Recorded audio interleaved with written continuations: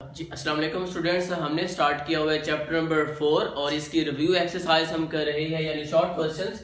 और इसके फर्स्ट हमने 8 पार्ट्स कंप्लीट कर लिए थे। अब मेरे पास ये पार्ट नंबर 9 है, ये चेंज है। हमने इसको चैप्टर नंबर 2 में भी चैप्टर नंबर 3 में भी इसको टच किया था। और कंडीशन मेरे पास है वही है, find the slope of the tangent of the curve. हमने स्लोप फाइंड आउट करनी है। तो स्लोप के लिए ये 2 फंक्शंस दिए हुए हैं, x is equal to a cos theta and y is equal to b sin theta। ठीक है, ये 2 कंडीशन दी हुई हैं और at theta is equal to pi by 4। तो हमने क्या सीखा हुआ है कि जब भी हमें find the slope of the tangent कहेगा तो जो गिवन कंडीशन होगी हमने उसका क्या करना है स्टूडेंट, डेरिवेटिव ही लेने हैं। ठीक है, अब डेरिवेटिव लेने के लिए कितने रूल्स यहाँ पे यूज हो रहे हैं? 2 रूल्स यूज हो रहे हैं। यानी यहाँ पे मेरे पास 2 फंक्शंस हैं, तो जब भी 2 फंक्शंस दिए हुए हों वहां पे डेरिवेटिव अगर लेना हो तो वहां पे कौन सा रूल लगेगा? Chain rule. So chain rule क्या होता है, मैंने पहले भी आपको बताया हुआ है कि दोनों का आपने अलग अलग लेना है डेरिवेटिव। ठीक है, तो यहां से हम इसको सोल्व कर लेते हैं। ये फर्स्ट कंडीशन होगी और ये सेकंड कंडीशन होगी। और थीटा मेरे पास क्या दिया हुआ है? पाई बाई 4। लास्ट में जो आंसर आएगा उसमें हम थीटा की जगह पे पाई बाई 4 को पुट करने वाले हैं। तो हम क्या करेंगे, सबसे पहले हम करेंगे डेरिवेटिव लेंगे, differentiate 1 with respect to theta.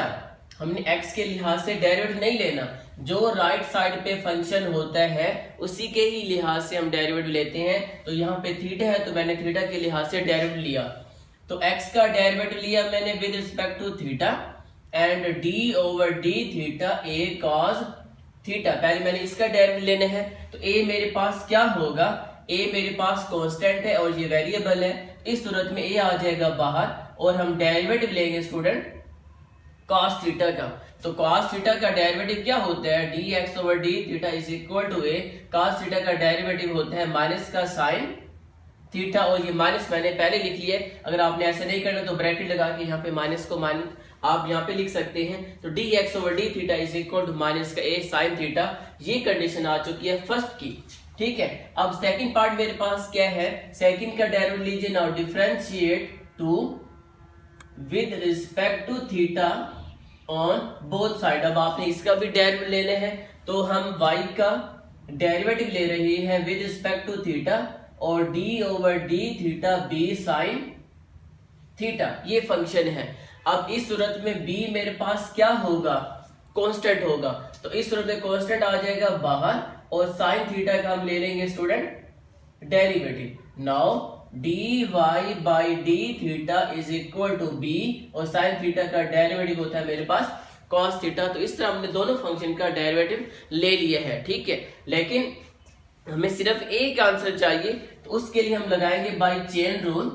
जब भी 2 पार्ट्स गिवन हो, दोनों पे अलग अलग अगर हमें डेरिवेटिव लिया हुआ है तो हम उसको कंबाइन करके एक डेरिवेटिव लेंगे, उसको हम कहते हैं चेन रूल।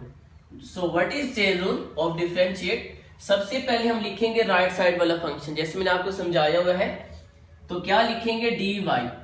ठीक है, यहाँ एक ये पार्ट है और एक ये पार्ट है, दोनों में से हमने चेक करना है dy किसके पास है। तो इसके पास है। dy के डिवाइड में जो भी है वो लिख लें आप। इसका मतलब ये कंप्लीट हो चुके। अब इसकी बारी है, क्या इसको एज इट इज लिखूं मैं?